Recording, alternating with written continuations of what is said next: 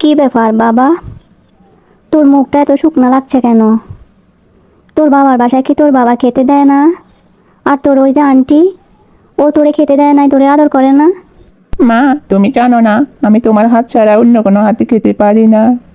ওরে আমার বাবাটা, আমার সোনা বাবাটা, বাবার বাসায় খুব কষ্ট হয়েছে তাই না? ঠিক আছে, এখন থেকে আর কষ্ট করতে হবে না। এখন থেকে মা মনি তোমাকে খাইয়ে দিবে, তুমি এখন থেকে আমার সাথে থাকবে।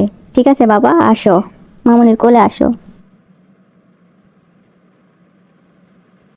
এই, এখন থেকে তোমার বাসায় থাকবে মানে? ও এ বাসায় কি করে? বুঝতে পারছি না, শরীফ তুমি এভাবে কথা বলছো কেন? কিভাবে কথা বলবো? তোমার সঙ্গে বিয়ের আগে আমার কি কথা ছিল? কি কথা ছিল? তোমার এই আগের ঘরের বাচ্চাটা তোমার মায়ের কাছে থাকবে, নাহলে তোমার আগের স্বামীর সঙ্গে থাকবে, আমার বাসায় না। আচ্ছা, তুমি এভাবে কথা বলতেছো কেন? হ্যাঁ, তুমি কি মানুষ নাও? মানুষ একটা সন্তান তার মার কাছে আসবে না? না না না না, আসবে না। তোমার সন্তানের জন্য তোমার যদি এত দরদ থাকে, তুমি গিয়ে দেখা করবে, আমার বাসায় না। শরীফ প্লিজ, ওর সামনে এরকম বিহেভটা করো না। আর ও এই বাড়িতে আসছে, সমস্যাটা কি? আমি তো কোনো সমস্যা দেখতে পাচ্ছি না। সমস্যা কি তুমি তো বুঝবা না? তোমার তো আগে দুইটা বিয়ে হয়েছে, এটা আমার প্রথম বিয়ে। বোঝো নাই কাহিনী? আমি যখন বাইরে যাই না, মানুষ কি বলে জানো? যে তুই তো মেয়ে বিয়ে করস নাই, তুই তো মা বিয়ে করছস। তাহলে বিয়ে আমার কেন করছো? আবেগে করছি, প্রেমে পড়ছিলাম না। প্রেমে পড়লে মানুষ তো ফুতু ফুতু হয়ে যায়, তখন দিন দুনিয়া তো খেয়াল থাকে না।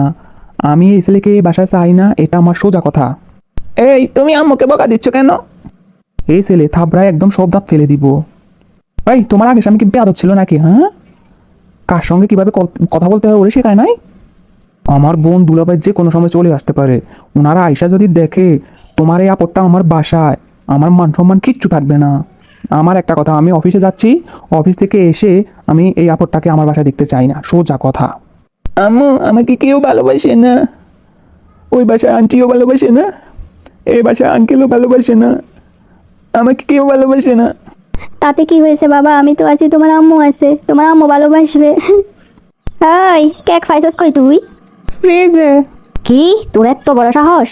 ফ্রিজ থেকে তুই কেক নিয়ে আসছস? বৌমা, এই বৌমা। জি মা, কি হয়েছে? এই চোর আনলা কোত্থেকে? হ্যাঁ, চোর কোথায়? কেন কেন? ওই যে চোখে দেখো না, এই যে তোমার ছেলে চোর, চোর। সে চুরি করে, সে ফ্রিজ থেকে কেক এনে খাইতেছে, সেই চোরের আমি ধরছি। কারণ আমার মেয়ে আসবে, আমি নিজের হাতে আমার নাতির জন্য এই কেকটা বানিয়েছি। আর সেই কেক তোমার ছেলে আইনা চুরি করে খাইতেছে। মা, আপনি সামান্য একটা কেক খানিয়ে আমাকে, আমার ছেলেকে চোরের সাথে তুলনা করলেন। জানেন মা, ওর বাবা ও যা যা খেতে চেয়েছে সব কিছু ফ্রিজে এনে রাখতো। এর থেকে বড় বড় কেক আমার ছেলে খেয়েছে। সামান্য একটা কেকের পিস নিয়ে আমার ছেলেকে এভাবে কথা বলতে পারেন না। তাই তো দেখতে পাচ্ছি যে কি খাইছে না খাইছে। হ্যাঁ, এটাই তো বোঝাইতে চাও। হনো, আমার মেয়ে আসবে কিছুদিন পর। আসার পরে আমার নাতির জন্য যা যা খাবার সব আমি রেডি রাখছি। তার আগে তোমার ছেলের এখান থেকে বিদায় করো। হয়তো ওর বাপের কাছে দিয়ে আসো, নয় ওর তোমার মায়ের কাছে দিয়ে আসো, আমি যেন ওর না দেখি এখানে।